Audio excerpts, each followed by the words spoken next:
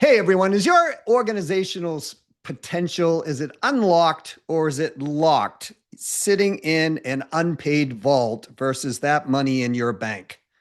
We are going to talk today about the impact on your cash flow and your EBITDA margins from the one word called balance. Stay tuned. This is Doug C. Brown with the CEO Sales Strategies Podcast. Hey everyone, have you ever thought about balancing your personal and the professional and how it impacts your cash flow, your EBITDA? Well, I have an expert here today, Mr. Robert Mixon, and he is going to discuss this with me. Robert, welcome to the CEO Sales Strategies Podcast for the second time. Thanks so much for being here. Yeah, thanks, Doug. It's great to join you and talk about one of the most important aspects of adaptive leadership, and that is balance. Yeah, the word balance means a lot to a lot of different, definitions, I think, of balance. What's the definition that we want to play on this call? I believe that balance is not a matter of time. Time is finite, and a lot of people, thinkers, leaders, all the above, advocate for the idea that time is about time at work and time at home. It's like work life. It's like a scale. Yeah. That's not really true. Balance is not a matter of energy. Balance is not a matter of time. Balance is a matter of energy. We all have 4 levels of energy inside us: the physical, the mental, the emotional, and the spiritual. If we can sustain high levels of energy in those 4 batteries, time is really not relevant to the conversation. And so we need to reboot ourselves a little bit in thinking about balance. As senior executives in organizations, if we can find those levels of energy and sustain them, and then nurture them in our team members, I think we'll see a dramatic difference in the overall health of our culture. So, all right, I'm a founder-led business. By the way, folks, those of you who don't remember Robert, he's a former general of the United States Army. And so many other things. And I'm a founder-led company. Let's say I'm doing, I don't know, $20 million, $30 million. Why should I care about this? Well, I don't know anybody, Doug, who's heard or knows someone who on their deathbed said, "I wish I'd worked more." Yeah, for sure. I don't know anybody. So it seems to me that balance is the pathway by which you can help and create and make your dreams come true, but not grind yourself off in the process. In fact, you can nurture your spirit so that you become a healthier person in terms of balance because of the purpose-driven life that you're leading. So I think that's why it matters. Yeah, I would agree. I remember Dave Thomas once, I saw an interview with him and he said building Wendy's was the worst thing he ever did. I was like, it cued me right in. I was like, what? This is Dave Thomas. No, Wendy's, right? And they asked him why, Dave, and he said, because I never had any time to do anything for myself, my family. I was always focused on Wendy's. And he just looked burnt out, Robert. He was just like, to me, he was like just depleted of energy. And, and he was like, hey, I can ride on my boat now and I can do this, but my life really doesn't have the meaning I wanted it to. That was kind of the message coming along. And I think that's so important for, no matter what size your business is at, folks, if your health, your physical energy is down, if your mental energy is depleted, firstly, it's going to affect your bottom line like you never, ever, ever could imagine. Because those decisions you were supposed to be making that were going to be focused in abundance are probably going to be made in the opposite direction in many cases. Mm-hmm. Robert, what do you think of that? Well, I certainly agree, Doug. Again, we talked about 4 levels of energy. The physical, the mental, the emotional, and the spiritual. Successful executives have reconciled those 4 levels of energy. And by reconcile, I mean they have identified them and they are nurturing them. General Stan McChrystal talked about being a gardener as a senior executive, leading soldiers in combat and special operations in Iraq. He said he thought for a long time he was a chess master. And the senior executive leadership as a military commander was moving pieces on the proverbial combat space chessboard. What he found out was that was a totally arcane way of viewing executive leadership. That really his role was to be a gardener, was to make sure that the soil was right, that the seeds were planted, that the weeds were culled out, that the spacing between plants was created. And so if you take that analogy and you put it into an executive leadership role, you can see that nurturing, right, that fostering of the levels of energy are a direct pathway towards helping, crops grow.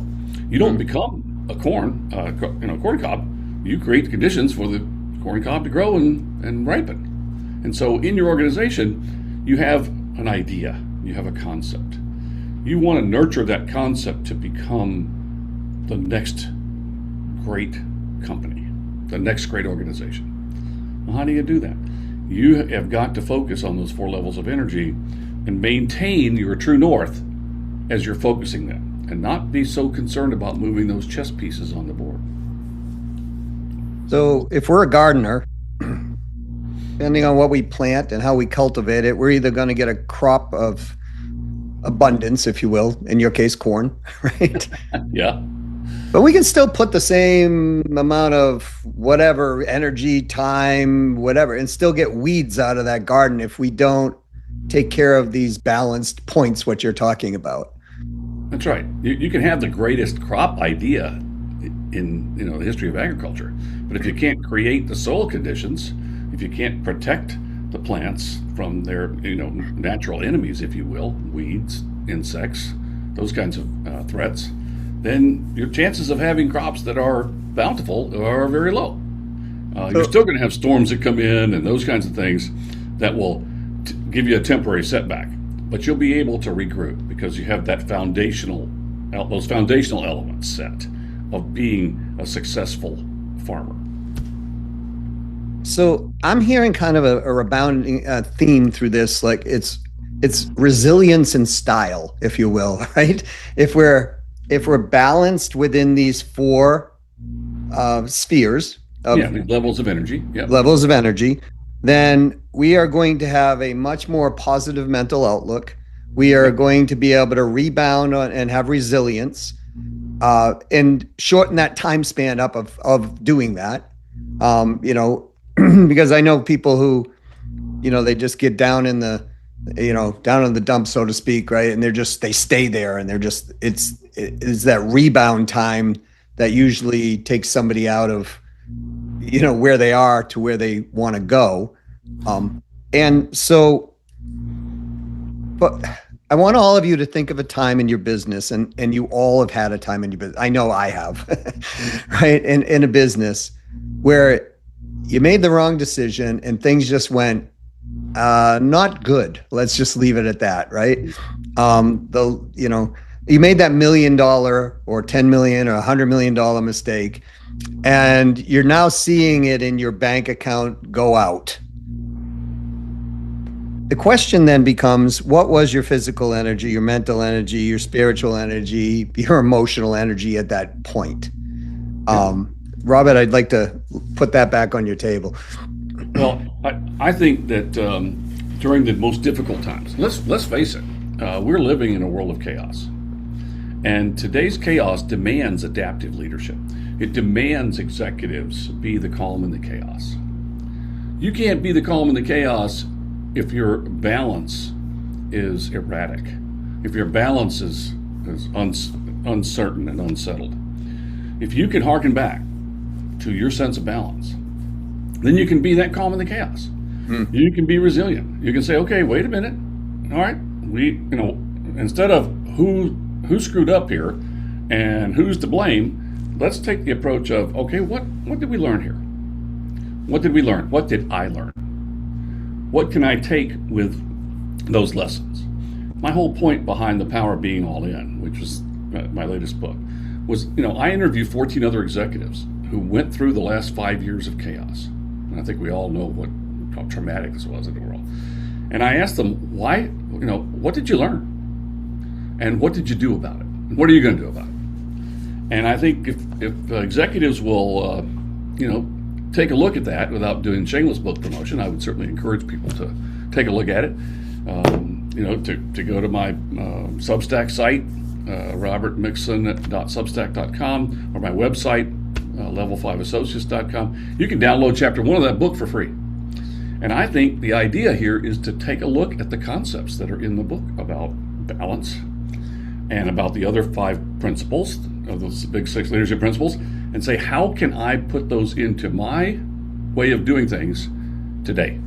And how can I teach others how to be adaptive and resilient? Because you can do it. And Robert, you don't have to be a billion or multi-billion-dollar corporation leading that to get this concept, right? I mean, we could be a company of 5 people. I'm the owner, and it's responsible for 4 other payroll, debits at the end of each week. Yeah. Right? And folks, one of the reasons I wanted to bring Robert on here is because a lot of people who listen to this podcast, they're drivers. They're constantly just driving. And I hear it all the time in the comments where it's like, just, more revenue. And I'm always talking about, look, you're leaving revenue on the table. You're leaving hidden margins on your table. Yep. But one of those hidden margins, if you will, is your personal health. Absolutely. And that's a hard one to recover from. And, Robert, I watched this happen to my dad. My dad had a very successful business. He built it on his back, though. 18 years after he started it, walked in, put the key in the door, and walked away from it. And I said to my father, I said, what's going on, right? He went and bought a boat, went fishing, right? And just left the business. And I'm like, Dad, what are we doing with the building? What do we do? He owned the building outright. He owned the business outright. He had 18 years of goodwill. I'm like, Dad, at that time, which was around 1979, we could have sold that business probably for 3 to 5 million, somewhere in that area, which was a decent amount of money for a small business back then. But he told me this. He said, Doug, I just can't anymore. I don't have the energy. Yep. And unfortunately, that happens. And it's not just unique to my dad's story. It's I see this a lot, where people are no longer wanting to build something because one of those 4 levels are depleted or so far out of balance, or all 4 of them are. You see that that business owner who, while I was just at something the other night, business owner, he admittedly he's not taking care of his physical health. Yep. He's not taking care of, he's smoking a lot, he's overweight, he's not exercising, his energy's down, his sleep is off, the kind of the balance is off of what you're talking about. And then he had a heart attack.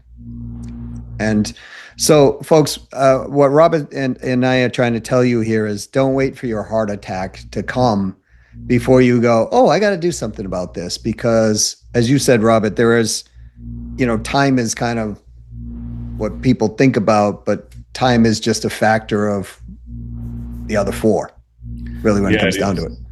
It really is, Doug. Today's the first day of the rest of your life. And I would tell and really advocate to the audience, to our audience here, that they take that to heart. So, today's the first day of the rest of my life.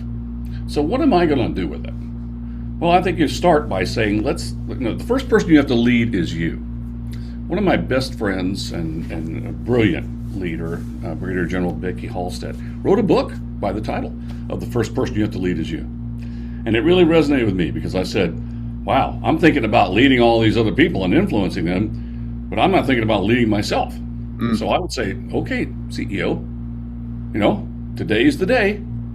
It's time to lead yourself. So how do you do that? Well, think about those 4 levels, 4 battery levels. All right, let's start with the physical.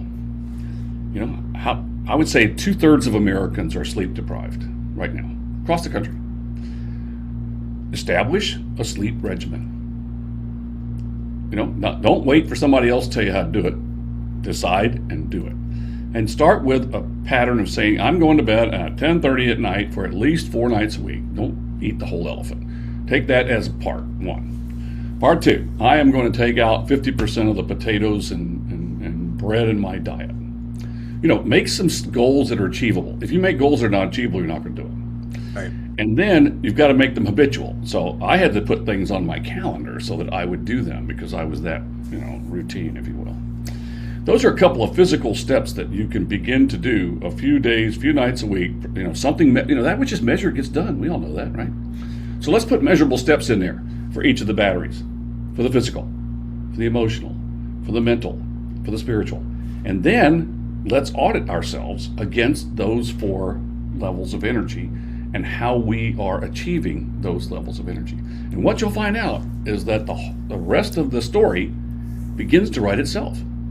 That you become so much more effective and so much more focused that all those around you will be the beneficiaries of your self-leadership. And they will start to emulate your behaviors. Well, they go, Doug, why does Doug look rested? He used to always look dragging his butt, and at 3 o'clock he was sleeping in his chair. Well, I wonder what he's done. So Doug, how are you smiling, and how'd you get your biorhythms in such a narrow band of excellence?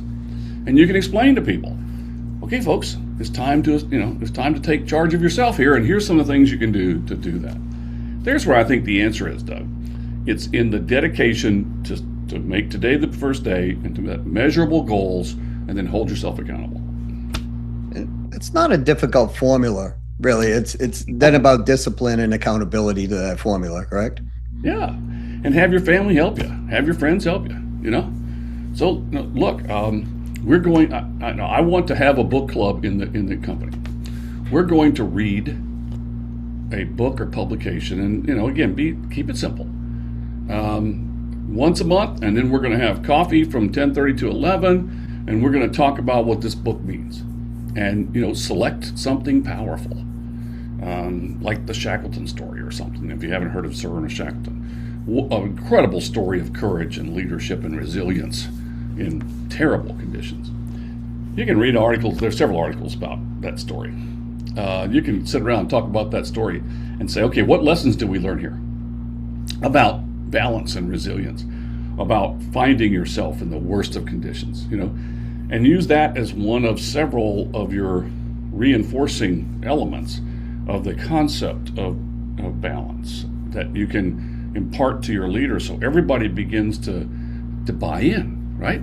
The concept of being we're all in, which is where I wrote my first book, and then the second one, The Power of Being All In, is because I believe that commitment is what separates great cultures from good ones.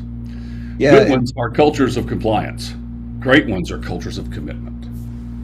I love the book idea because, folks, those of you who are not familiar with the Shackleton story, it's not just there was terrible conditions that they lived through. But there's also great lessons for sales, marketing, and all in between in the Shackleton story. So, Robert, I have one question for you because you and I both have military backgrounds. Yeah. And I remember when I was going through basic training, and I remember always the drill sergeants were always there, and my drill sergeants were leading from the front. They got up every morning. They did the runs with us. They did the exercises with us. They pushed us. They led us. But they always seemed like they had abundant energy. Like it was crazy how much energy they had. And these guys, they were all men at that time, were twice my age. Yeah. Many of them, right? I mean, or certainly, I was 18 and they were 30, 35 years old, like that, right? And I always was like, how did they maintain that ability? But that was a driver for us new recruits who came in to follow the leader. Mm-hmm. And it always seemed like they had their physical, they always could out push up, like push up game, folks, those of you who don't know what I'm talking about, like you do a lot of push-ups in basic training. You did. And in the mental fortitude it takes to get through through basic training, you've got to have some spiritual component to yourself. and the emotional side, because it tests all kinds of sides of us as a human being. But it always seemed like the drill sergeants always had the answers and that they were kind of practicing it themselves. I never asked this question, but you were a general in the Army. Did they train them like that? Is that part of what we're talking about? Yeah, there is actually a drill sergeant training program, Doug, where drill sergeants are selected for the job because of their specific excellence in inspiring other soldiers, and they go to a leadership development school where they are coached, and they have the opportunity to practice on each other of some of the inspirational techniques. The images of Gomer Pyle and stuff like that. That is really the past, the deep dark past. Nowadays, in fact, most boot camp scenarios that I'm aware of, the drill sergeants don't even yell. And I can remember, way back in the day that, we tried telling our drill sergeant that we weren't morning people. We're not morning people. That didn't go over very well, and it created some what we call negative leadership aspects. Yes. Now, excuse me. Nowadays, drill sergeants are seeking to be the standard, so they inspire. I don't know if we can motivate others anyway. We used to think we could, but I'm not sure that's true. I think we can inspire others to become motivated. And so drill sergeants are trained in how to be the standard. And then they learn how to bring it, how to surge for those periods of time when they're with the soldiers. And then they're coached pretty hard in how to, decompress. And that's why they don't keep them on for rotation after rotation. They'll go into an 8-week cycle, then they'll come out of it for 8 weeks. They'll be on the staff, planning staff, stuff like that. They'll get a chance to get rebooted. You don't put them in a drill sergeant role for like 8 weeks, because then you end up with 32-year-old people who are 52. Right. And we get talk back to the heart attack thing, Doug. So I think what we need to take from that is that our levels of energy, we have to nurture them, and then we have to understand that at times we'll surge. We'll surge with those levels of energy from a baseline that's pretty solid, not from a dry well. And then we have to take some time and some energy to reboot, to restore those levels of energy. Whether it's in professional readings, lunch and leadership program, whether it's from an off-site team development opportunity, whether it's from a lessons learned session where you come together and say, okay, we're going to have an after-action review. And Doug, you remember this term in the military. We're going to have an after-action review of this latest project. Yep. And we're going to take the time to figure out, okay, what was our plan? What actually happened? What went well? What did not go well? And the fifth part, so what are we going to do about this? And who's going to do it by when? That learning mechanism, that formalized learning mechanism, is a powerful tool in creating a sense of balance in your organization, because people realize that we are learning from this experience. We're not blaming, we're not indicting each other, and we're not simply going to pedal faster. We're going to learn, adapt. Remember I talked about adaptive leadership? It's so important today to be adaptive. As leaders, we have to adapt to the world we're in, not try to create a world that has long since gone away. Let's adapt to the world we're in by being a true learning organization. I think Amy Edmondson from Harvard championed the idea of psychological safety. The after-action review creates some of the conditions where you can have psychological safety, where people feel safe to say, you know what, this didn't really go well because we didn't plan it well. Right. And Robert, I didn't know where you were when we were in a crisis mode. So if I'd known where you were, I could have been able to ask at least for some guidance instead of just wandering around in the dark here. So those kinds of lessons you learn, you have to be able to take it. You got to be able to say, yep, okay, I got this. That vulnerability is a critical part of balance as well. And the after-action review gives the ability to be vulnerable, but not be weak. You're not seen as weak. You're seen as resilient. Robert, I want to thank you for being here on the CEO Sales Strategies podcast today. The new book is called The Power of Being All In, folks. Yep. I would go out and get it and, balance your four levels. And Robert, last question, I guess, would be, you got somebody who's sitting here going, this sounds kind of airy, Like it's not really hardcore, tangible business, you know. Um, and I would disagree with that statement because to me, you are your business, right? And everybody in the business is the business. The business is just a formation of processes and systems that are essentially guided by people. And Hmm. people have needs, wants, fears, desires, and we can easily alter the system, no matter even if AI is there today, we can still do it. Um, for that business owner that's sitting there going, okay, this was cool, but I don't really like how's it hardcore affects my, my numbers, my EBITDA, my this, my that. What would you say to that person? I think there are direct outcomes, direct measurable outcomes of establishing balance in yourself and your team. Some of these measurable outcomes are EBITDA based. Some of them are based on other factors like retention, Yeah. internal promotion. I've had several organizations that said their internal promotion rates went from 20 to 60% Wow. because they were cultivating men and women whose potential was being unlocked by developing their sense of balance and purpose. Establishing your mission very clearly as an organization or reestablishing it. So it's not just a poster on the wall behind the receptionist. It is who we are and what we do. Take the time to, again, that is another principle of the Big Six, set your azimuth. Who are we? What do we do? Why do we do it? Take a step back and then establish firm metrics for measuring your progress in being all you can be, as we say in the Army, and stay with it. Persistence is one of the biggest challenges we face as executive leaders. We want to be the flavor of the month and butterflies and all that. That's not going to generate great organizations. Great cultures are based on persistence as well as commitment. Well said, sir. Thank you for being here on the CEO Sales Strategies podcast. Thanks, Doug. Folks, again, the book, go out and get it. It's called The Power of Being All In by Mr. Robert Mixon, Mixon. Robert, thanks again, Thank, sir. thanks, Doug. Wish you well. All right. What's your power of being all in on this, on the physical, the mental, the spiritual, the emotional? When I worked with Tony Robbins, I remember somebody from stage asked Mr. Robbins, what does this all have to do with my business? Why do I have to fix all this other stuff? And he said, I just want to, I want to work on my business. And Tony looked at him and said, sir, you are your business.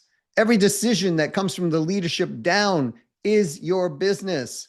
And that comes from, are you tired? Are you mentally exhausted? Are you spiritually fulfilled or exhausted? Are you emotionally there or is it depleted? Like that side where Robert was talking about the garden, right? You can either plant, you can even put really good stuff in there, but if you're not tending to these four levels of your emotional and physical and spiritual and mental well-being, they affect your decisions. Those decisions affect your outcomes. Your outcomes affect whether or not you have higher cash flow or higher EBITDA. And I know this seems a little like a soft skill, but believe me, it's part of the journey. And this is why I wanted to bring Robert on the call because Robert has led troops in our military for a very, very, very long time until his retirement of doing that, moving into what he does today. So, if you love this episode, please give it a 5-star review. If you're looking to understand whether your organizational has its balance in order regarding its finances, in other words, there is hidden revenue and profit sitting in your business with high potential that you've already paid for this, but the money's not in the bank. It's just sitting there staring at you, wondering when you're going to claim it. And frankly, here's the challenge. You likely are not going to be able to see it, but I can see it. And I will help you locate it, find it, and extract it and help you put it into your bank. If you're interested in that, reach out to me at Doug at ceosalesstrategies.com. That is salesstrategies, plural.com. And let me know. We'll have a 15-minute conversation. Let's see if there's money there. If there is, we can decide whether to go get it or not from that point. All right. Until next time, this is Doug C. Brown with the CEO Sales Strategies podcast. Say, go out and be brilliant, sell a lot of stuff, play win-win. Look at your numbers and look at those four levels of your being, because physical, mental, spiritual, and emotional are so important. And I can tell you from personal experience, if they get out of balance, everything else starts to get out of balance too. Until next time, to your success.